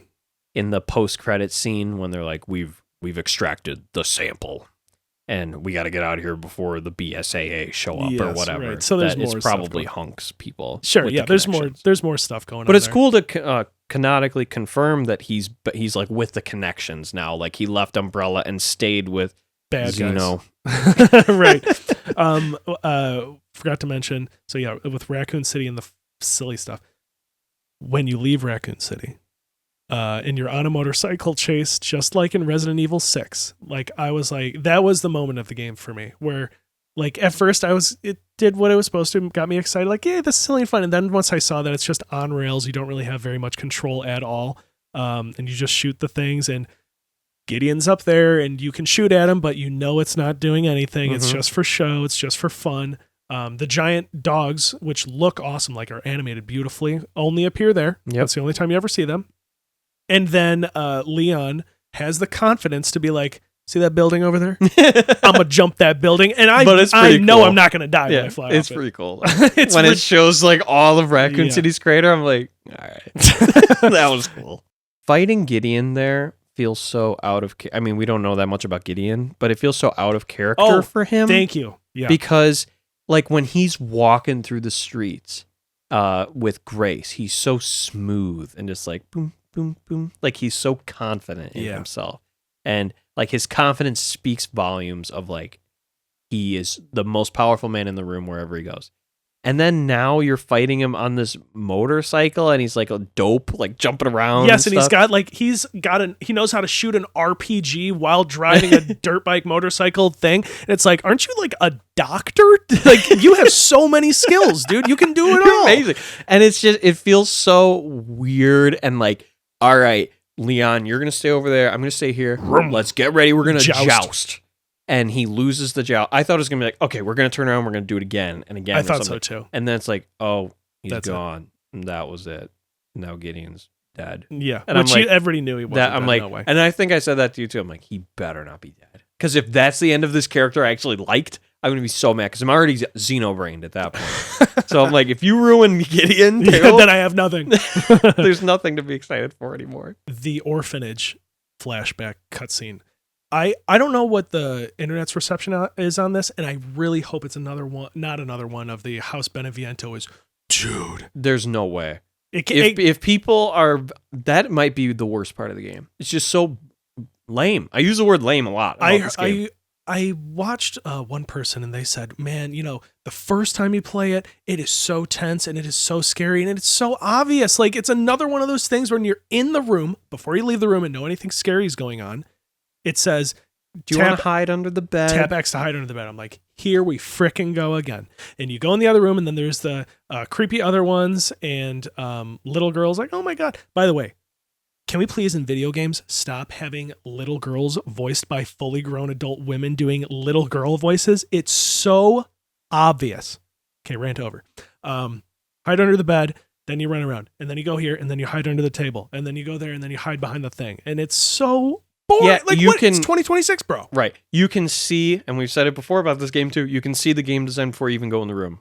Like, I have to sit there until this guy walks by, and then I go over here and interact with this item.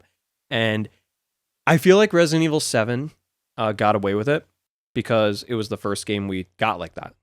And it did it the best because they were brief moments. Because that game, I feel like, gives you more full control over what's going on.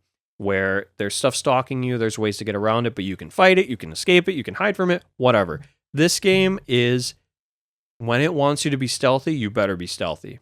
If it wants you to be action, you have to be action with Leon. The game decides how it wants you to play. And it does not give you any choice in the matter. There are some sections as Leon where it's like you could crouch and stealth kill the guys behind you. And I think when you're inside like this parking garage in the watery area, it is pretty beneficial to do that. But that's the only part of the game where it is like that. Yeah, as but Leon like can just kill anything, no problem. Yes. And like you get so much crafting material stuff that you're never low on ammo as Leon.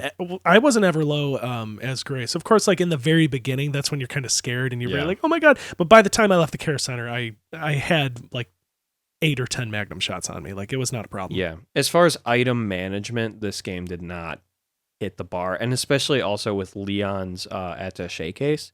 There's only one upgrade for it. Yeah, which you're going to buy immediately. The first thing you buy. Yes. And I never had an issue with item storage. It was just like, oh, I need to pick this item up. Well, I'll combine these two herbs. I just can't imagine a world where Resident Evil 4 Remake just came out, right? Well, it's the most recent Resident Evil game. Yeah, a couple of years ago.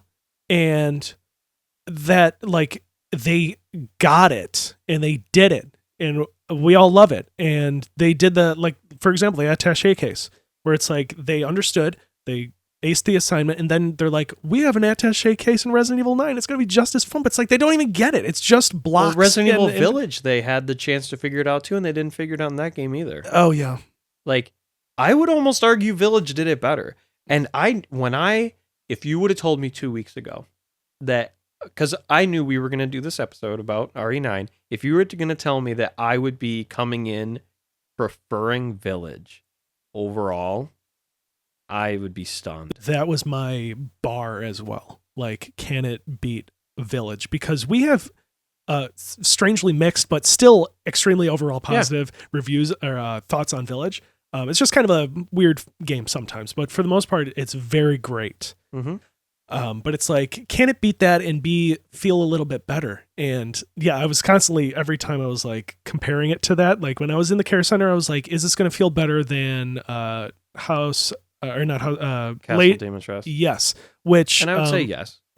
Overall, I'd say it's like better. It's bigger, better designed, but the castle's really cool. And aesthetically, I can like visualize the castle because it's so unique. Yes, all the reflections and the warm oranges and the cold blues and like the main hall with the chandelier and the fireplace. Like I can envision that perfectly. Yeah, even though I still, like I said, I love the care center. Like the West Wing is exactly that's what I visualize when I think about the care center, is that area over there.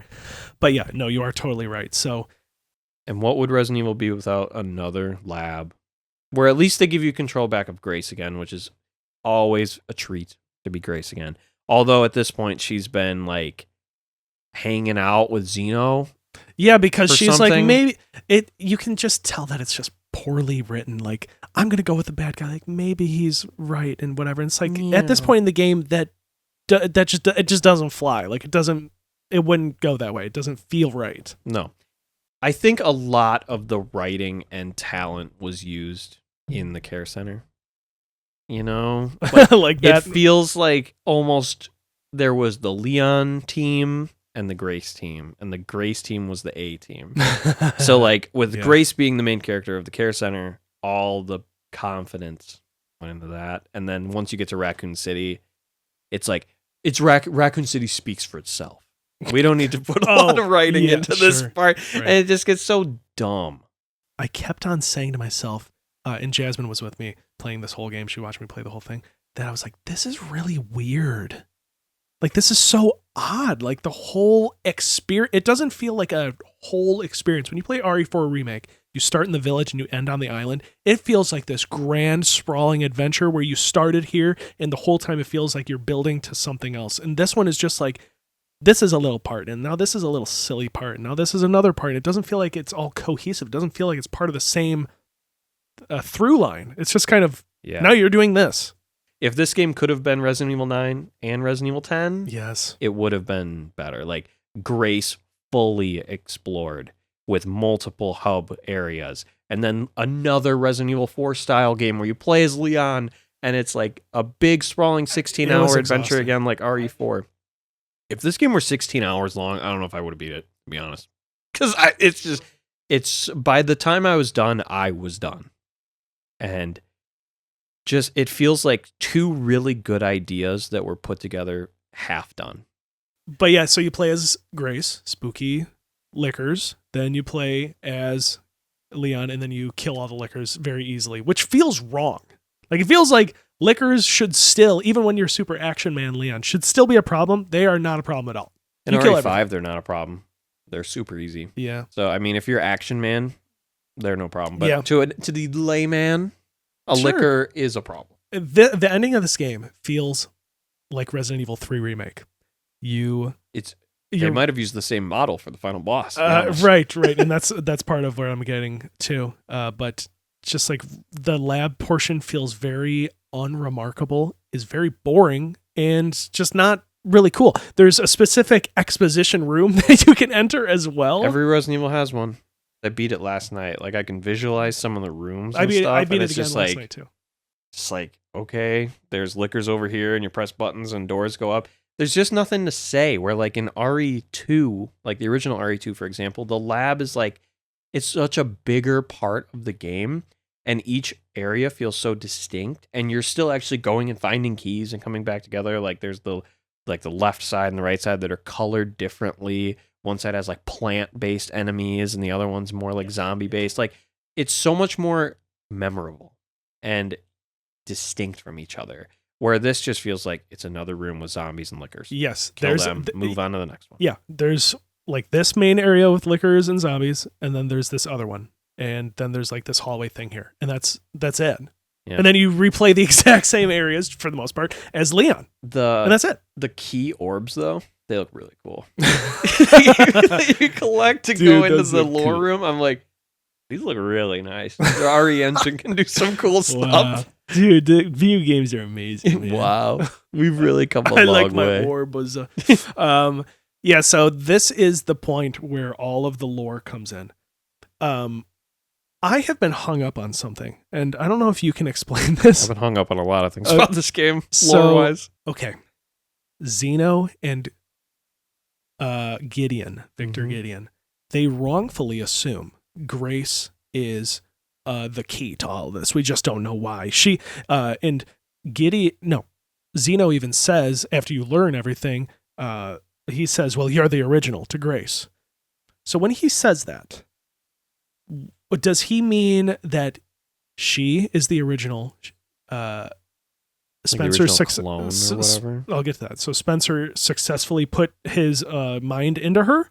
Or does he mean you are the original that everybody's cloned off of? But he can't mean that, because Grace is 20-something years old, probably, and you go into a flashback in the orphanage where they've been doing this since like 1989 or like the 90s. So I was wondering that. Was that Grace in that flashback? I didn't think so. That's a clone girl named Chloe. So, okay, this gets bigger the more you talk about it. So he can't think that, because he would just be stupid. So that can't be what it is. So by original, he must mean something else. Maybe we don't know what that means.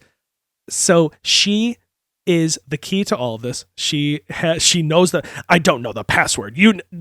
First of all, it's so stupid that this whole thing is about a computer password. Secondly, we are led to assume, based on these little girls that have gray hair, that actually before that, we are led to believe that Grace Ashcroft's mother, who is named Alyssa Ashcroft, is her biological mother, because she also has gray hair. So they both have gray hair, or bleach blonde, or whatever you call it.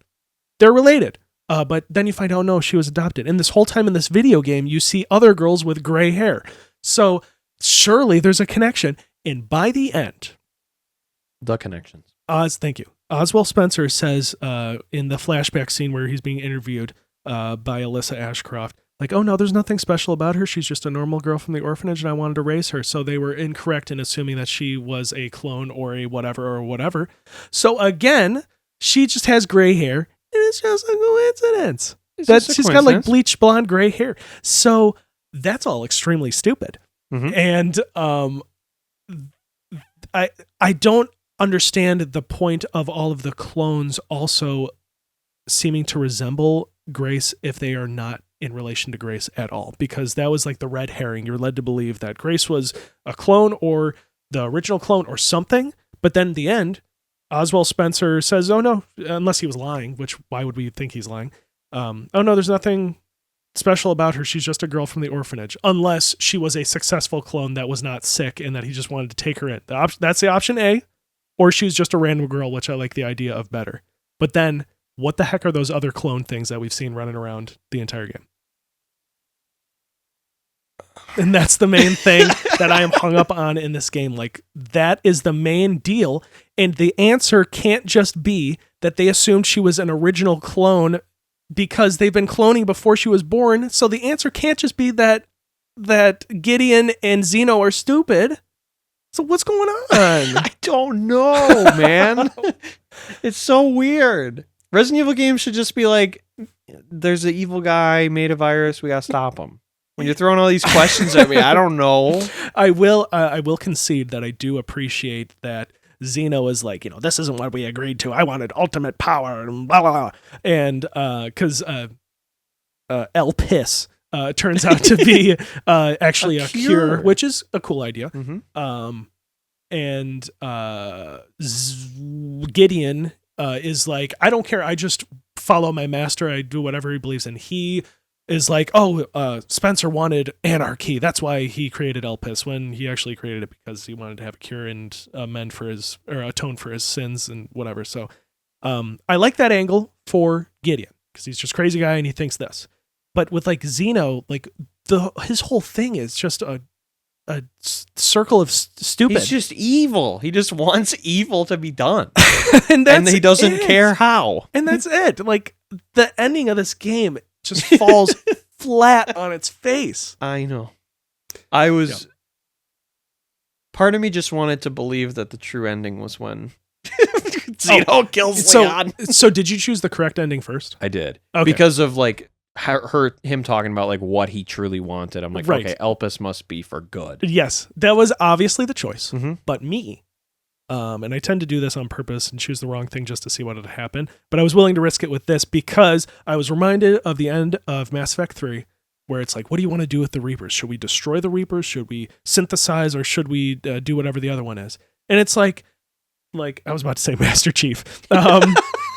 What's his name? Shepard? Yeah, Shepard. And then Doom Guy goes to Master Chief and says, Shepard's whole goal, your whole thing for 3 games was, we got to blow these things up and kill them. So I'm like, I don't care what you have to say, Space Baby, we're going to blow them up. And I think that might be the canon ending too, isn't it? I think so. And or like RE7, when it's like, I have one cure. Do I give it to my wife, the whole reason I'm here, or Zoe, who I met an hour ago? Well, okay, listen. I think the thing that they do with that is that Mia like turned out to kind of be a double crosser, like she was lying to you the whole time, kind of thing. Even though she did love you, well, but she lied to you to protect you in a way. But that's RE7. I think that's their angle of making you be like, well, but you don't, Mia. You don't really have a reason to not trust Mia. I picked Zoe anyway, just for fun. I think like 10% of people chose Zoe. The first time. Yeah. I wonder if they have the stats for that. Did this game ask for your age when you started it? Yeah. Why did it do that? Probably for marketing purposes. Oh. I mean, because it doesn't do anything interesting with it. And it said it's not like it will Death not Stranding or Metal Gear Solid 5. It said it won't affect your gameplay. But you can't change it. Yes. So I think what maybe... It's probably doing your demographic. Yes. Either giving them our data, which doesn't seem right, or I thought it was going to be something like Zoe, Mia choice at the end, which there kind of is, to say, oh, this demographic of people chose this ending, this demographic chose that, but there isn't that in the game. So they just asked for our age, and we're just supposed to forget know about who's it. playing their games. That's it. And we're just supposed to let them have it. Like, just your 1-year-old. Maybe it's like if you're under, it's a M-rated game, right? If it's 14, it locks. You're not allowed to play. 40, Nice try. For 4 years, locks your copy yes, down. that's good because you can't change it. Yep. So you got to wait. You should have lied then. Yeah. Naughty. Maybe that's what it is. That'd be sick. That'd be awesome. That'd be so all over the internet. Do not put your real age if you're below 18. What did you think of the final boss? It's just nothing. It's just the most generic final boss. Like, oh, shoot him while he's up there. Oh, he's going to come down and hit you. I mean, Resident Evil final bosses are traditionally not the best boss in the game, generally speaking. This one's just really lame. This game didn't really have very many cool boss fights. No. I mean, as Leon, too, most of the boss fights are just shoot the glowy orb on the enemy boss fights, like the one in the church especially. Mm-hmm. This is just another one of those bullet spawn. I mean, what's fun about this, especially with this game in particular, is you have the Requiem. Oh, and you're so scared to use this gun. Oh, like, yeah. Ammo so limited. And now it's the final boss. I'm like, Requiem. Bam, bam. Just destroyed him. Yes. Like, he didn't stand a chance. I visually liked his first part where he's got like tentacles and using like electrical thingies. Dino arm. Yep. And then he falls over the edge and I'm like, he's Here we got to go. turn into a giant goopy monster. And here comes the giant goopy monster and Leon's like, oh, you're a nemesis. Okay. I've heard of these. Jill told me. Yeah. So, and he becomes giant goopy monster, just like the end of Resident Evil 3. Resident Evil 3 Remake. And I'm going to say it. The final boss of 3 Remake is way better. And that final boss fight sucks too. And because at least with that one, you're like managing multiple things, like shooting them, but you have to keep an eye on the big laser to make sure you can use that, where this is just orbs. Shoot the And they orbs. shoot them, they die in like one hit. Yes. Doesn't matter what gun you use. Yes. Yeah. Because I'm using the rifle the first time, and then I think I died. You can just use and I'm a like, machine. oh, I You just can used use the machine gun. Yeah. Or you can use like a grenade and it'll pop all of them. That's pretty cool. And yeah, it is pretty satisfying. And he does the whole generic slam the left arm, slam the right arm, and you can just parry them. Yeah. We haven't Parry. even talked about the axe at all. Yeah, it's kind of insignificant feeling. Like you can parry everything and it's infinite because you can use the whetstone on it to sharpen it. Yeah, it's like, it's a kind of an evolution of the RE4 knife, but it doesn't really do anything interesting with it. I almost never parried. I found myself like I sometimes would because I'd forget I had it, but like I feel like an RE4 remake, it's so essential to your kit. And you think about it too. They're using like weapons in RE4, like they have axes and pickaxes and things like that, or like. Well, you can parry, and you can parry like grabs or them swinging their arms at you. You can parry everything. Where in this, it doesn't click with me in this game, where mostly it's zombies. So it doesn't really click that I can parry their hands. You can. But you can. And I eventually started like using that more often, but it didn't feel as natural as it did in RE4. So much stuff. Man, this game is so weird. It's so weird. And it's one of those two. It's going to sound crazy, but I don't think this is going to have, at least for me personally, any lasting power whatsoever. Like, because I bought it on launch day, I'm playing the crap out of it. I'm getting my money's worth. I'm going to platinum it. Yes, for sure. But I feel like once I'm done with that, like closing my eyes, I can imagine myself being like, you know what, let's just do the care center just for fun. It maybe, but like, I would much rather just run through like Village again or 7 again.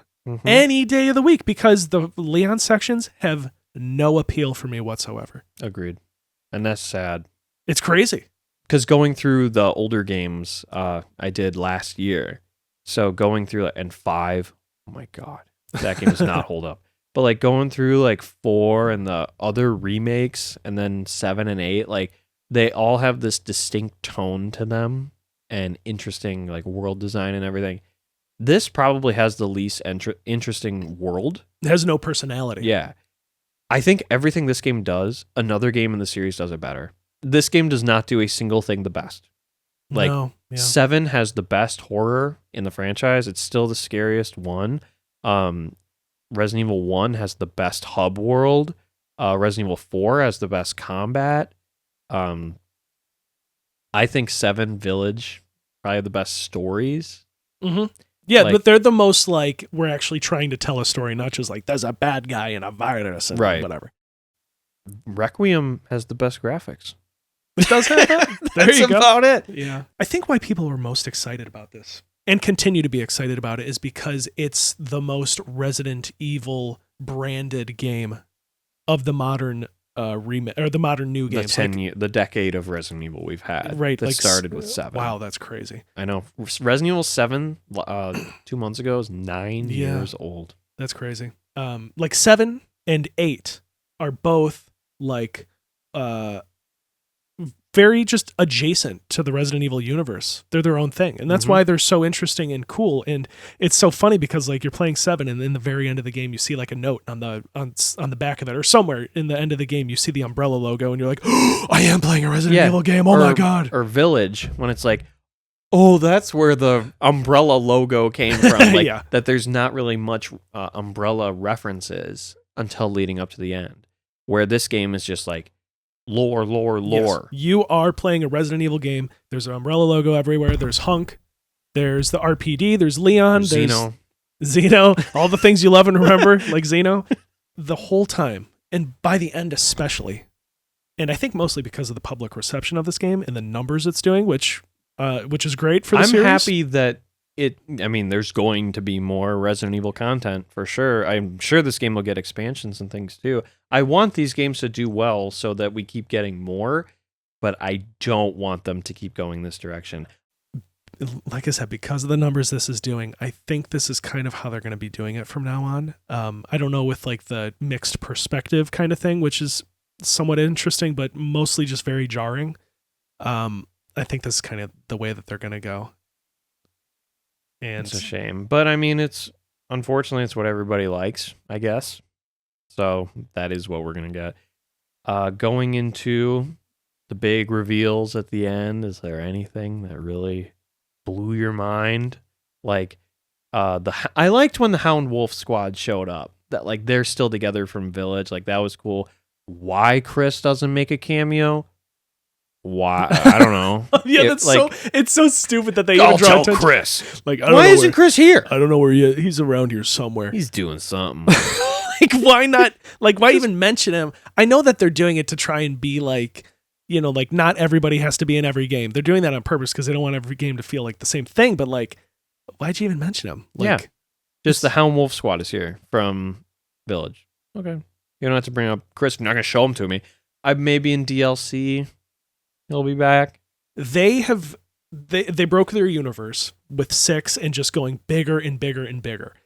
Now that they have Elpis, they can basically destroy all of like the T-virus everywhere on the planet, which I actually think is kind of a cool idea because that brings every game basically to the level of 7 or 8, which is isolated little weird incidents, perhaps. It's not like the virus is spreading here and here, and it just keeps getting bigger. And now there's bioweapons and humongous sludge monsters and goo monsters everywhere. Now it's like we brought it back down.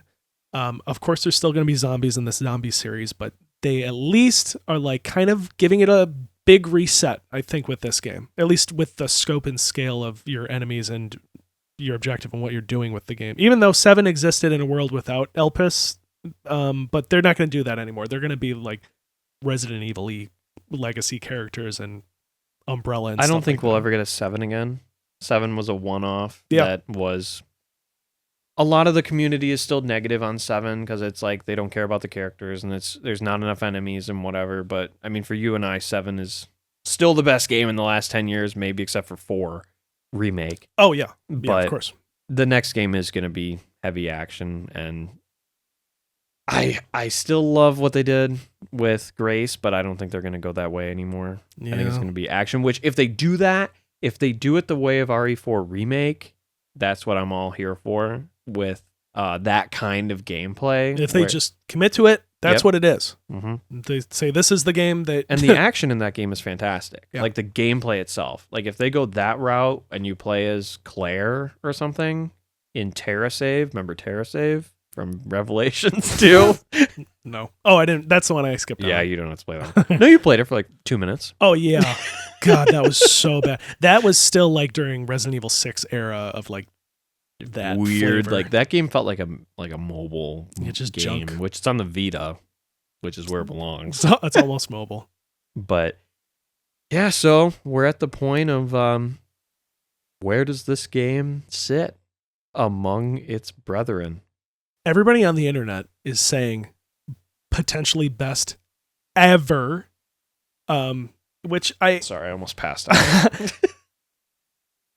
I don't like feeling like I'm a contrarian. I don't like feeling like I'm on the outside. There are very I wanted few to games. love this. Yeah, I am outside the bubble. Like, what do I not get? That's why the whole time playing this game, I just felt like this is really weird. Like, what's going on? Like, is this right? Like, did I put my disc in upside down or something? Yeah, right? Like, there might be an update where it's like, sorry, 1% of players got the wrong game. Here it is. And we're like, oh, this is what everybody's talking about. So, this game, and I was kind of surprised because I went through my backlogged list, and I went to place it, and I put a lot of thought into this. And I have some contrarian opinions. Like, I don't love 2 nearly as much as other people do, but I don't think it's a bad game by any means. So when I put this in there, how about this? Where were you expecting to put it? I was thinking it was going to be, before I played it, I was like, this will probably be like number 5 for me. Yeah. 4 or 5. Yeah, I was thinking there too, like, by Resident Evil 7 or like above 8, like in that area. I was expecting that. For me, this is exactly in the center. That's even lower than me. Well, you've played, you're including more of like there's stupid, like Revelations in there, and like, for me, I just Survivor. have like mainline entries that I've played. I don't have stuff like that. So as far as like the main games, including like Revelations and the remakes, this is dead center for me. This game to me has moments where it would be an 8, maybe even 9 out of 10 in the care center. There are some moments of brilliance there, but overall, this is a 7 out of 10 game. Yeah, I'm in the 7 to 7.5 range myself as the score. In my ranking, in my backlogged, I have, I think there's like 28 games on my list. It falls, I think, in number 9 for me. What is that under? Which puts it lower than Zero, puts it lower than Village, RE2 remake, RE2, 4 remake, RE1, like 7. Like, there are a lot of big ones that I was like, I hope it, like, I've brought up Village a lot negatively. This game puts into perspective for me. Oh, I wanted to talk about that too. How good Village was. Oh yeah. And it's kind of like the Call of Duty community, right? What? Where every time we get a new one, it's like the last one was so good. What were we thinking? But back in like 2012, when we got like Modern Warfare 3, it was like, man, Black Ops was awesome. And like Ghosts, like Black Ops 2 is so much better than we gave it credit. This is like the same thing of like, for years I've said Village is a step down from 7. It still is. But it is. Yeah. But comparing it to 9, it's like, Village is way better than we gave it credit. Like the little things, like, remember the feeling of finding the Duke for the first time and going in his shop and being like, oh my gosh, look at all this stuff. Okay. Oh, I can go find fish and feed it to him and make special stuff. Like, there's no challenge to unlocking anything in the game. Nope. Like, it's always like, and there's a submachine gun in the box there and you just get it. Like, remember in RE4 Remake, one of the greatest moments in my gaming life is, oh my God, I'm on the boat again and I can do whatever I want. You go into the center of the lake and you find the most legendary handgun in any video game ever, the Red 9. And it's like a reward for your curiosity. This game doesn't have any... You can totally miss it. Yes, right. And this game doesn't have really anything like that. And even if you did miss the submachine gun, you could just buy it in the shop. Mm-hmm. Or buy a submachine gun that's better in the shop, because most of the guns you find are worse versions than what you can just buy. Yeah, you get Kendo's shotgun and it sucks. Compared to like the assault shotgun, yeah. His is the smaller one? Yeah, it's a pump. Yeah. Where the assault one's like insane how good it is. Yeah, there's the TAC whatever, and then there's the police shotgun, which I think the police shotgun has slightly more damage, so that's the one that I went with. They're just not remarkable. No part of this game, aside from the care center, has me thinking back to it like, man, that's a cool thing that they did with this game. Just none of it. And I can't believe we're in this world where you and I are living on a different planet right now. And like, we're not. I wanted to love this game so bad. I It's took a the new day off Resident- work Yeah, it's for a this new game. Well, no, you were sick. No, I took a vacation day. I put it in. There's a new Resident Evil game. You're playing as Leon, and there's a big like Spencer Mansion section, and it's like, And how? then you play as RE4 Remake Leon Yeah. in the same game. And how is this not the coolest game ever made? I mean, some It's people think it is. But And well, ask, IGN.com and they'll say it's the best game ever made. But it's very, very disappointing. I think it's just the word I would use for this game overall. I was just bummed by the end, and they want you to feel like triumphant. Like, I completed this big grand story, and I got to the bottom, to the end of the story, and it's like the story is so poor in this game. And like the big revelation is kind of like, oh, okay, that's cool. Yeah, you're supposed to be like, whoa. No way, hope. Yeah. That's the password. Yeah, the fact that this all hinges on a computer password is just laughable. Like, that's what we need, the password. Like, you can't hack it. You can't take a little syringe and get some of the goo out of one of the little Elpis pods. Spencer made the password, he made it like 20 years ago. Since when he died, like, you can't bypass something. Sure. Or the fact that their goal is like, you must know the password, right? Like, what if... I forgot. Yeah, right. That is just... It's just egregious. I like Grace as a character. She's fine, but I don't think we really ever need to see her again. Her breathing is my favorite thing about her. Yes, she's very exhausted. Fantastic with like raising tension with her breathing. When Alyssa dies, her performance there, like heaving and like crying over her mom's dead body, that was really good. Good moment. Almost as good as when the kid died. Oh yeah, the kid didn't die, by the way. So man, I wish I could have saved Emily. Then everything would have been perfect. Don't worry, Grace. I shot her in non-important He said organs. I didn't hit any of her vitals. And it's like, what? What if I shot her in the head when I was playing? When Right. the game let me do it? Yeah. Well, that's what I did on my second playthrough. I just kept tapping R1 as or R2 as That'd many be funny times. if there were an Easter egg if you did it like 30 times. You'd be like, yeah, that sucks. Yeah, I agree, man. I wish we could have, but I killed the crap out of it. There is nothing left in there. So anyway, this confirms that when these people turn into the goo monsters, that the goo is just forming around their body, which is still intact. It's not like their skin is Irving expanding in RE5. So like a lot of RE5. So there's a lot of goo in there. So Irving, who turns into giant fishman, right? Yeah, but he's all like gross and stuff, and he's still like intact when he bites his tongue off and flies onto the boat. He's still like, he looks like him, but he's still like twitching. Or like Excella, which turns into a giant thing. So like, are they implying that she is like just inside there like a normal human, like surrounded by goo? Because the implication would be like your muscles and blood and whatever and cells are expanding and your skin is exploding out of you and your muscle, whatever. But this is just saying she's encased in a goo suit. Yeah, she's wearing, it's like Five Nights at Freddy's. She's in the spring trap. Yeah, she's spring just lock suit. She's in a goo suit, and you didn't shoot any of her vitals. How does Leon know where those are when she's in goo form and monster form? Like, it's preposterous. So it's like he knew. He's like, oh, we'll come back later. I saw a Reddit comment. They could have easily fixed this, subsided the stupidity by just saying, oh, well then let's check on her. Like, oh, here's one. Because, well, it took sunlight to melt her sister or whatever. Like, it took a lot all he needed to say was, well, it took a lot to take down her sister. She might still be alive. Let's go check on her or something. Not to just be like, oh, don't worry. I knew. I knew we'd be back. I knew we'd find Elpis and we could use Elpis to save her. Yeah, don't worry about it. I knew all along. Yeah, Sherry told me. Leon kind of turned into Chris with my impression of he's kind of say that. I'm with you. Yeah, I'm with you. When you're playing as Grace and Leon, you're standing there with Zeno, and Zeno's like, I need to know the password. And then you're like, F you, let's get out of here. And then you run away, only to be like, okay, I figured out all the lore. Let's make our way back there to type in the password. And Zeno's still waiting. He's like, okay, you're back. Why'd you run away? What took you so long? I'm like, what? And again, I don't want this to be like, everybody's crazy, we're smart, you're stupid.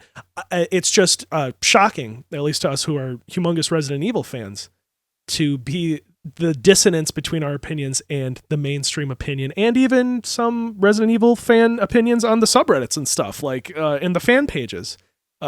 That's where that's coming from. I'd be interested to see the discourse of this game 3 years from now. Like, will people get over the excitement of the game right now and look at it more objectively later and be like, maybe, did we miss... Like, the people who review, like, going back to Requiem 5 years later. Yes. Like, Was it good? Yeah. Yeah, we need Josh Strife to check this thing out. Oh, man, I can't wait for him to do that. Dude, he's got to do Kingsfield 4. That's what I want to hear him talk about. That's right. He hasn't done that the one Ancient yet? City, no. Oh. I want to hear that. Was it Or good? did he do that? I don't know. Somebody's got to do it. He's got to do Shadow Tower. Mm-hmm. That's what I want to hear. Basically every FromSoft PS1, PS2 game. And I'll listen to him talk about anything. His voice soothes me to Yeah, sleep he's every time. a real one.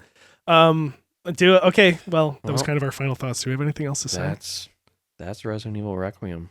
When we were talking about at the end of our original Resident Evil trilogy of episodes, Oh, right. and thinking about where this series was going to go, I never would have guessed our episode would be this negative. Yeah. And to sum it all up, it's not a bad game. Very It's shiny. really not. Well, feels good. There's no like visual glitches or like game crashes, or everything looks amazing. Yeah, it plays well, Mm-hmm. functionally. It's just what you're It has doing. great moments.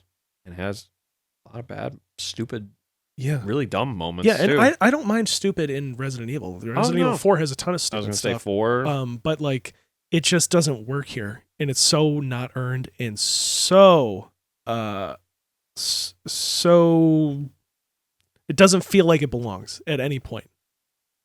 It started No. off promising, and I was starting off being like, "This is it. They're frickin' doing it." Very quickly, I think it was at the end of my first playthrough, during my second session. I mean, play session. Mhm. I was like, "This is weird," and it continued to get worse, festering like an infection. It's like like a when you virus. put the last key in the door to leave the care center, it all falls down. Yep. Like when you get to the church, that's when it all falls apart. Yep. And it never comes back. Yeah, building up to the release of the game, I played Dying Light: The Beast. I gave that game a 4 out of 5. This is a 3.5 out of 5. Well, What does that tell you? that's that, folks. Play Dying Light: The Beast. Yeah, it's good. Skip Very good. Resident Evil 9. Nah, don't skip it. Yeah, don't. It's still worth It's your a time. hard to recommend. It's worth your game. time. But yeah, for it is very accessible, but it's also like just like I don't know. There's It's like weird. no need. This game to is play weird. It. The game's You know what weird. I mean? The game's good. The game's weird. The game's bad. And it's sometimes bad. Is that it for us? Sorry, folks. Yeah, sorry. Please don't hate us. We'll talk to you next time. Thanks for hanging out with us. Bye-bye. Bye.